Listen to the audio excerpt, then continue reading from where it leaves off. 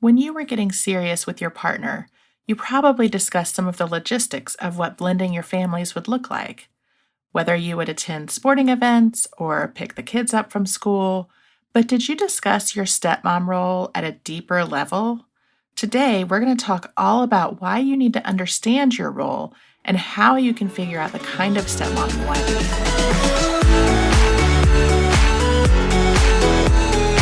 I'm Cameron. I spent years building my career and creating a life I loved. And when my Prince Charming finally showed up, he had 4 kids in tow. Fast forward through lots of mistakes made and lessons learned, step-family life was much more complicated than I realized. If you're looking for help with blended family life, you're in the right place. Welcome to the Stepmom Diaries, where we keep it real as we dish about all the things. This is your weekly dose of blended family inspiration and encouragement.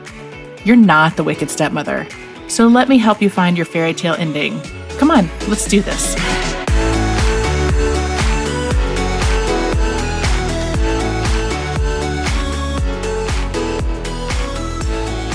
Hey there, I'm so glad you joined me today. Do you ever feel like you are struggling as a stepmom?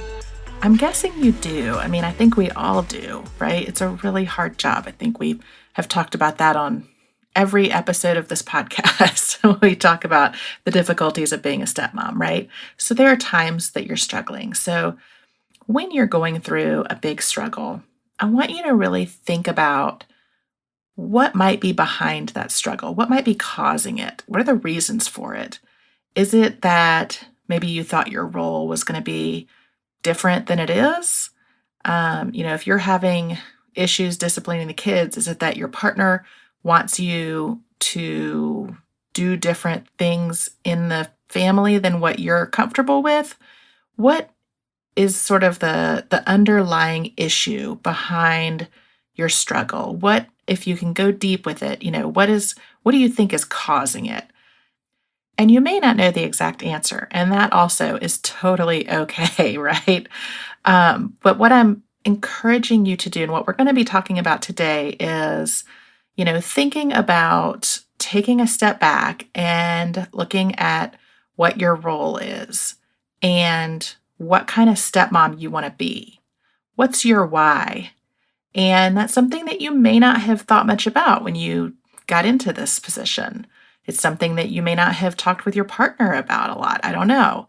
Part of it certainly is talking about this with your spouse because, if you don't understand or if you disagree about what your role is or what it should be, it definitely can lead to some misunderstandings and even misunderstandings that you might think are about something else. When you sort of look a little deeper, it's really because you have different understandings of what your role is. So that's why I'm saying, get a little deeper with what's going on if you're having a struggle and, think about it. Ask yourself some questions about your role and your initial expectations, right? So when you got into all this, what did you think your role was going to be? And you can involve your spouse in this discussion too. If you thought that you were going to be a full-on parenting partner, is that what your spouse thought? Is that what you want? And if it is, what does that look like? There are lots of things you need to think of as a stepmom in terms of your role. And it's some of the bigger picture things and some of the smaller picture things. Think about as a stepmom, the only real legal rights you have in terms of, your stepchildren are the ones that your spouse grants you.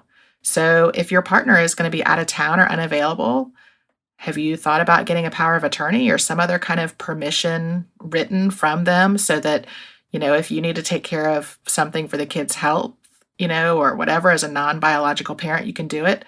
What kind of decisions do you have the power to make if your partner's gone? Have you discussed that? Even just things like if one of the stepkids asks if their friend can sleep over, if you're in a position to make that decision, will your partner back you up? I'll give you a big hint here. They should. And these are things that you should talk about with them, right? Does, being a parenting partner mean sharing in all the discipline? And if so, what does that look like? Does your spouse want to do the majority of the parenting and the discipline with you kind of serving as a sounding board or support system? Or does your spouse want you to be actively involved and engaged and doling out, consequences and stuff like that? And I will tell you, the discipline thing is a tricky one. This is just sort of a total side note on all this. If your spouse does want you sharing in discipline, take a hard stop to talk about it. As a stepmom, I'm just going to tell you right now, you do not need to be disciplining the kids until you have a strong bond established with them. And even then, it can be a fine line. And this was something I did not know when I got into this role and had to learn the hard way. But I am telling you that kids will not respond to discipline until you have that strong bond with them, which in some cases can take years to establish. So anyway, that it will be a whole separate topic for another day, but just wanted to put that little side note in as I mentioned discipline here. In an ideal world, you sat down before you settled down and you hashed all this stuff out. You figured out exactly what your role should be, exactly, what your goals as a stepmom are and what your partner thinks it should be, and you kind of got everything worked out. I don't think any of us is living in an ideal world, and I will tell you, I certainly am not.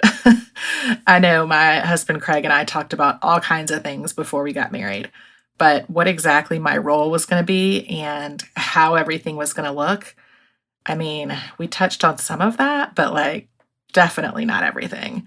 So there were a lot of things that came along that we hadn't necessarily planned for or expected and had to tackle along the way. And, a lot of times we agreed on how we should handle it and what my role should be. But there definitely were times that, we haven't and we've had to kind of figure it out on the fly. And how much easier would it have been if we had sat down and figured out what that was going to look like from the get-go? And certainly for me, if I had sat down from the get-go and thought about my role and, what I wanted to be as a stepmom. And frankly, that's not something that a lot of us think about. I think, when we get into this role, and I don't know if you're like this too, when you get into this role, you're so focused on, do the kids like me? Am I taking care of everything I need to take care of? Am I making the marriage work? How's my relationship? Do the kids like me? You're focused on so many different things that it's hard to find the time and, frankly, the desire to sit down and really what it takes is putting yourself first for a minute and thinking about what your stepmom goals should be and what your stepmom role should be. So that's what I want to talk to you a little bit about today is to really sit down, take the time. I know that I'm throwing out a lot of questions at you here, and I'm not giving you very many answers, right? So I'm giving you a lot to think about. And trust me, I know it's a lot. I've been there. I'm here with you now. But I can't answer a lot of these questions for you. It's really, you need to sit down and do the work and think about it. So I do have a lot of tools that can help you think this through, and we're going to talk a little bit about it today. But if you want more, I will put a ton of information in the show notes. So go to thiscustomlife.com/episode 14, and you can get all the information on additional tools and ways to think about this stuff. But the bottom line is, as much as I want you to talk through all of these issues with your spouse, you really do need to have a strong sense of self and a strong purpose to be a stepmom. And it doesn't matter whether you have just become a stepmom or you're about to be a stepmom or you've been a stepmom for 5 or 10 years. Sitting down and sort of re-examining that purpose will really help center you and help you tackle all of these challenges with a fresh purpose, fresh sense of self. And you'll really be able to kind of come back to your principles and think about whether your actions are in line and, whether you're sort of fulfilling your promise to yourself in terms of the kind of stepmom that you want to be. So how do you get there? Well, I will tell you, one of the things that really helped me was to sit down as I thought through all of this and to create what I call a stepmom anchor statement. Now, your anchor statement is going to help you get clear on your goals, on your priorities, and on your needs as a stepmom. So what in the world is an anchor statement? That's probably a new term that you haven't heard before. Am I right? So, your anchor statement is what will, for lack of a better analogy here, keep you moored in one place when the storms come and things start to get crazy. It'll give you a solid base and a solid foundation for your actions and for your behavior as a stepmom. It will basically be your why, so that if you think about, a ship in a storm, you might tilt around a little bit, but when you're anchored, you're not going to stray from that spot. So, as a stepmom, when you have your anchor statement, you're not going to go too far from your fundamental beliefs and your fundamental purpose, right? Think of it a little bit like a personal statement. Your anchor statement is going to help you live into your values, and it's going to help you navigate difficult decisions. You can look at something and say, well, this lines up with what I believe in. This lines up with who I am, or this does not fit in. This is not who I am. Your anchor statement is aspirational, but it's also actionable. And like an anchor, it's flexible. You're not just stuck to one place. You can move around a little bit, but it will kind of grow and evolve with you for years to come. And it really will help you determine the kind of stepmom you want to be. It'll help you live into your intention. It'll help you focus on what's important and help you figure out what your purpose is, your why. It'll help you set boundaries, and it'll provide guidance in complicated situations. You can come back to it over and over, and you can reflect on whether you're living into it or whether something aligns with it. It doesn't need to be long. And as much as it's about you as a stepmom, it's also about how you want to impact your family. So, as you're thinking about this, as you're taking notes or writing things down, thinking about, what that might look like, make sure that that shows too. And before you put pen to paper on a statement, I definitely hope that you'll talk about this with your partner. Talk to them not just when you have written a final version, but what your thought process is, get their feedback. It's a great opportunity to have a conversation about how you want to work together. And again, even if you've already been step parenting with your partner for many years, there's nothing wrong with hitting reset and kind of saying, hey, are things working the way they should? Am I working the way that I should? Am I fulfilling what I want to be as a stepmom? And do a little, not a do over, but a little bit of a reset, right? And then certainly once you've finished your anchor statement, share it with your partner. You can get their feedback and they can help hold you accountable. They can support you. And I guess the final thing is this should be a living statement that evolves as you do. This is not something that you have to live by forever, but you'll grow and change, your family will grow and change. So you can kind of revisit it and see, a few years down the road if that still reflects your goals and your priorities. And if it doesn't, then revisit and change it. It should be flexible. It should be something that grows with you. So, how do you put together your anchor statement? Well, that's kind of the fun part because your anchor statement is totally unique to you. So, it really can be whatever you want it to be. Before we get started and kind of breaking it down and thinking about what you might want in it, let's look at a couple of examples, not necessarily stepmom anchor statements, but more like personal statements, because that's sort of the most similar thing to what we're doing. So let's look at Oprah Winfrey's. I think hers is really great. Hers is to be a teacher and to be known for inspiring my students to be more than they thought they could be. Well, I would say that Oprah lives into that. I don't know that she's a teacher in the traditional sense, but she is certainly out there teaching in everything that she does and inspiring people. So I think that's an interesting one. Let's look at Maya Angelou. Hers is not merely to survive, but to thrive, and to do so with some passion, some compassion, some humor, and some style. And I would argue that during her life, she did exactly that. I think that's a great one. So you don't have to be the wordsmith or a poet or Oprah to come up with a good anchor statement, but those are a couple of really great examples. And the other great example I would take a look at is if you've read any of Stephen Covey's books, he talks a lot about kind of personal mission statements, and he's got a book on, habits for families to develop, and he talks about family mission statements. And he's got a really great way of breaking it down also. And if you're not familiar with any of his work, I will put some links in the show notes to his books, which again, you can find the show notes at thiscustomlife.com, episode 14.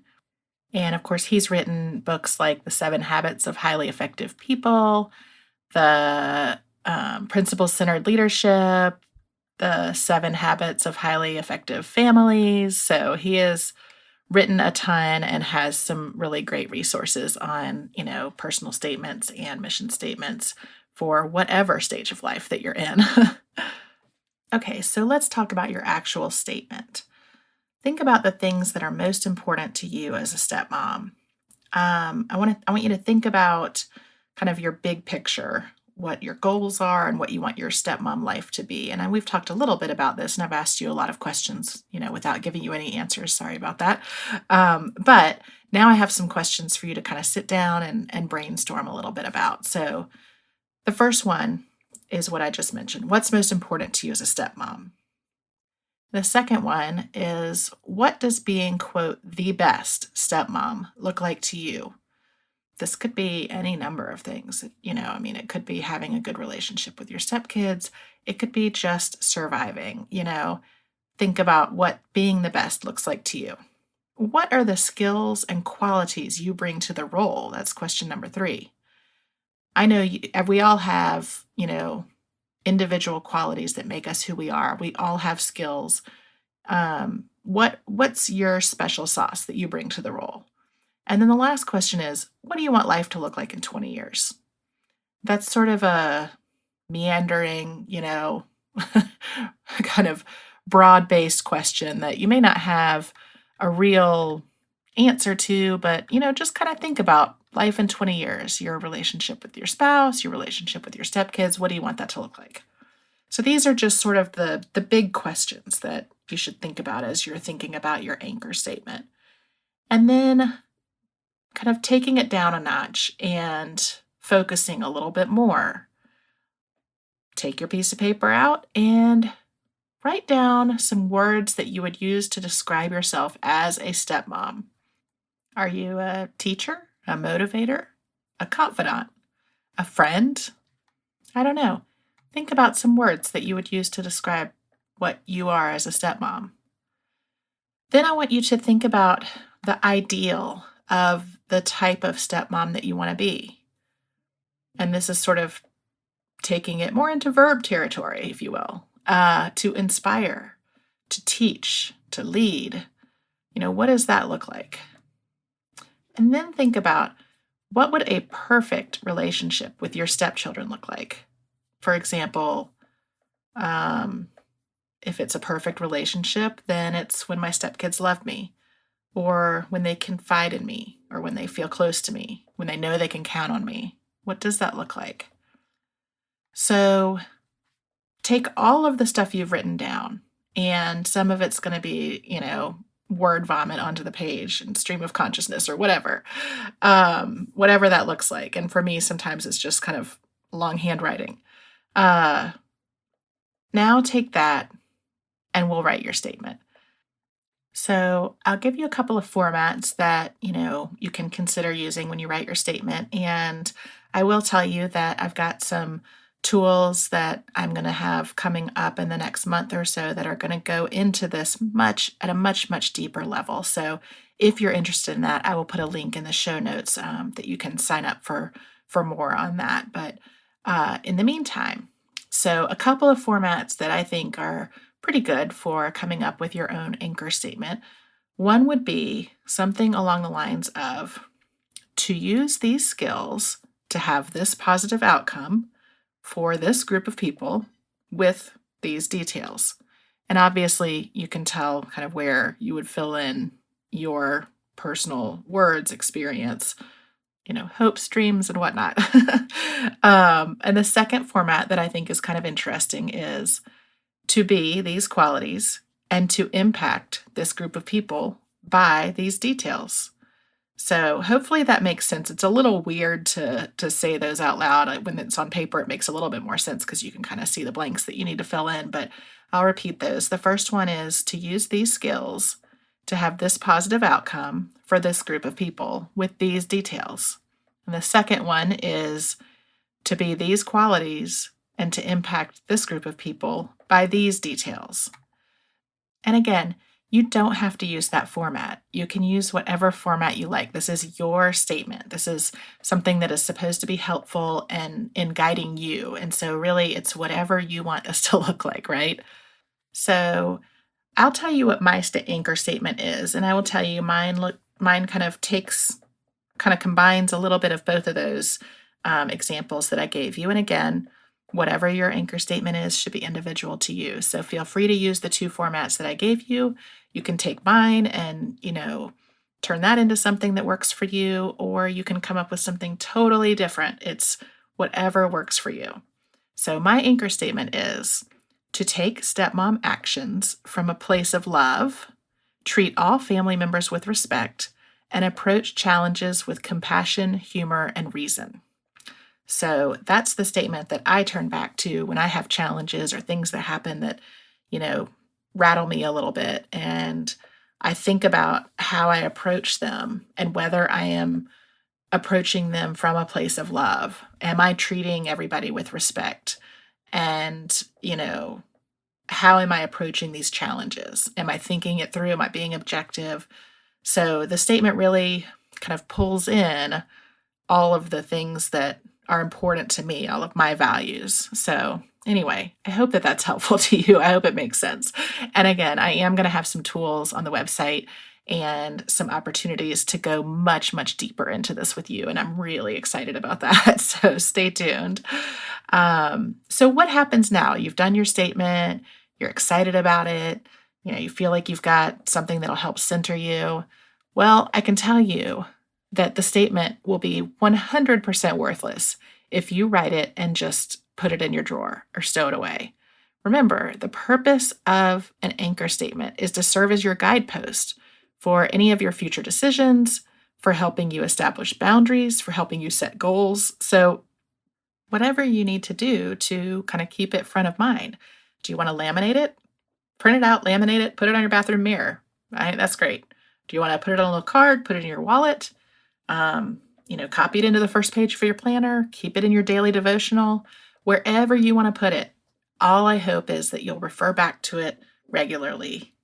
It will guide you and it will help inspire you every day to be the best you can be as a stepmom. It really is a great tool. So I've mentioned a couple of times that I've got some things coming up where we're going to go a lot deeper into this topic. So let me give you a little bit of a sneak peek. I'm going to be hosting a couple of webinars coming up the week of February 6th and the following week. I am so excited about these. I'm taking all of the lessons that I have learned as a stepmom and through my coaching and putting them into these webinars for you. And there'll be lots of stuff to follow that. They are totally free. I will be putting information out about these webinars on all my social media channels. So if you're not following me at This Custom Life on Instagram or Facebook, head on over and follow me now. But if you want to go ahead and register early or make sure you stay in the loop, head on over to the show notes and I will have some links there for more information and for you to sign up. I'm really excited about this. I am telling you, I'm going to be teaching you some absolutely golden stuff. You will not want to miss it. And it's totally free. So anyway, I will put a link in the show notes again, thiscustomlife.com/episode 14. And I'll have all the information there about how you can sign up. So that's what we've got for today. I will see you next time and hopefully I'll see you in the webinar. Thanks.